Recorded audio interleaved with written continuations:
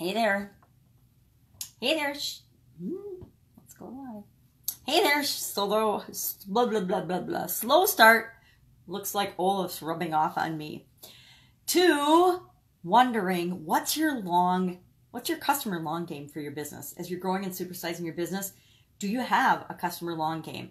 Working on a women's summit, all about customers, customer handling from the time you first get the idea that you want to work with a certain type of customer to how do you find them, how do you attract them, how do you build a relationship with them.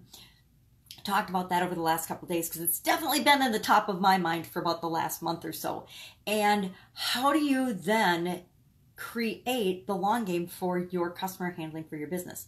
Do you even have a long game? Do you have any game when it comes to handling your customers? Yesterday, I challenged you to be a customer. Go through your organization and see and experience what it feels like to be a customer for your business, for your organization, because what we think our customers' experience is and what their actual experience is are often very, very different things. And it doesn't matter what we think their customer experience should be. It's what is their customer experience, and are we creating that the way we want it to be for them, the way they want it to be? Because the better we provide it the way they want it to be, the more likely they are to become repeat customers. And the ultimate holy grail for most organizations, not all, but for most organizations, is longevity, and therefore creating lifelong customers. Customers that come back to your business or service, your products or services, again and again and again.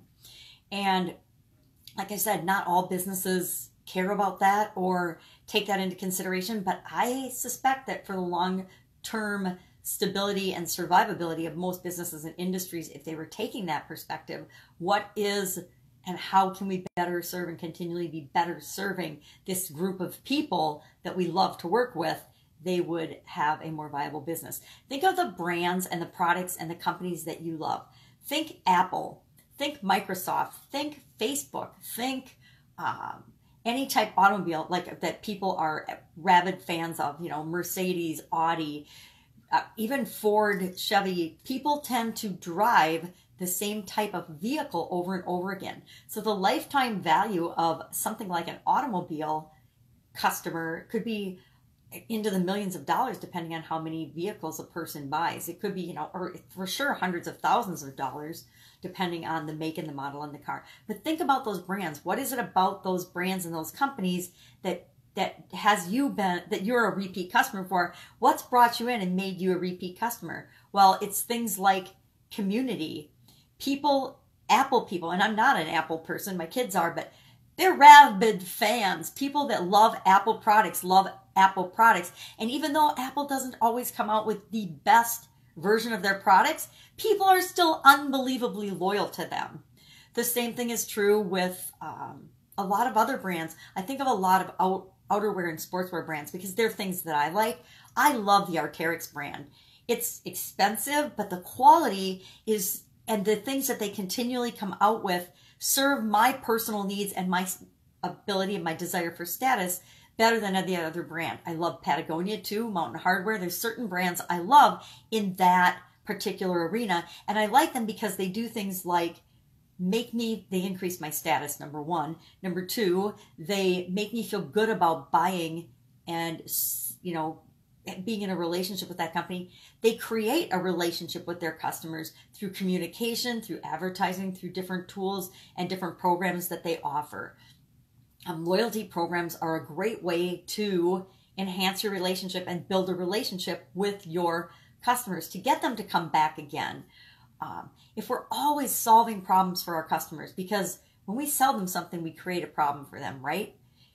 Maybe it's just how to afford our product or service. Maybe it's we solve one problem for them, but it creates another problem, because now that problem's solved, guess what? It's like we always have another problem, another challenge, another thing coming up right behind it. So as business owners, if we want to grow and create businesses that stand the test of time, we want to be thinking ahead of our customers and saying, okay, I just provided you with this course that solves a problem.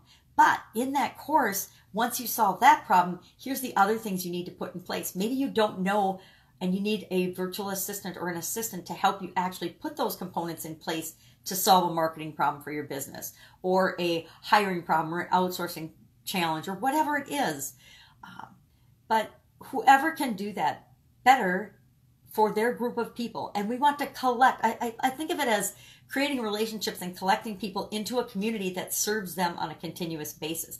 And if you can do that, that will set you apart from any other competition. And pretty soon there is no competition, because you've created, like Apple, this just base of people that know, like, and trust you. And they will pick you whenever they have a problem in your area of expertise above everyone else. So I challenge you to continually be asking yourself, what's the next thing my customers need? We want to think ahead of our customers so that we're anticipating their needs and problems, knowing that life and business and anything that we're doing is always changing. The world is always changing.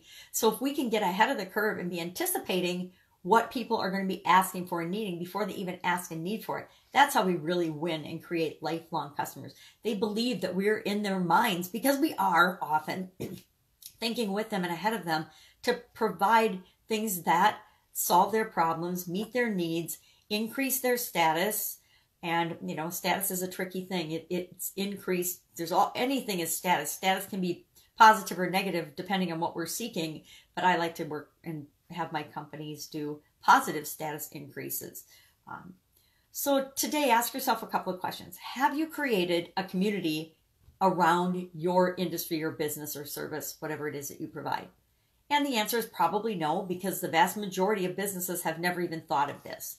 The other thing I would ask you is, what percentage of your customers right now are new customers, and what percentage of your customers right now are repeat customers or lifelong customers? Then a bonus question is, what's the longest amount of time that a customer has stayed with your business? I would love to see you comment below how long you've had a certain customer. I was in the Italian food business for 35 years, and I actually had customers for 35 years. That's incredible. And I don't think there's a whole lot of companies, well, Apple and them can say those things, and big brands can, but can you say that about your company? Do you have that kind of customer community and relationship built up and loyalty to you and your business?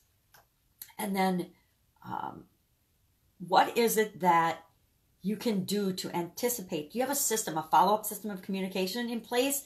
Do you communicate with your customers at all? Do you follow up with your customers at all? And do you have a system that does that? Yes or no? I mean, either you do or you don't. And it might be, oh, I just remember to call them once a year or every 3 or 4 years. Well, that's not a system. That's a chaotic, random act of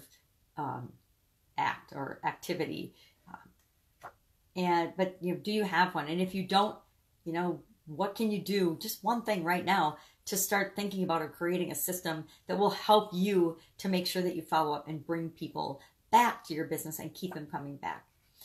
I love the topic. Again, I touched on it briefly with the car example of lifelong value of a customer. But I think one of the best things I did for my restaurant customers was demonstrate to them the lifelong value of their customers. So I'll go in and I will actually calculate with them, okay, well, what's the lifelong value of the lifetime value of a customer for you? And it's mind-boggling, because even in like a fast food restaurant, if you get a loyal customer, that one customer is worth like $6,000 on average to a restaurant. So if you don't know your lifelong value of a customer, I would say let's calculate that for you too. If you'd like to know the calculation for that, put lifelong customer in the comments below, and I will share that in another video. Go out, make it a fabulous day, and I will, of course, be with you tomorrow. Probably something else about customers, because until the Women's Summit is done, customers are on my brain. People are on my mind. What's on your mind? Share in the comments below, because this pajamagram would love to know. Bye.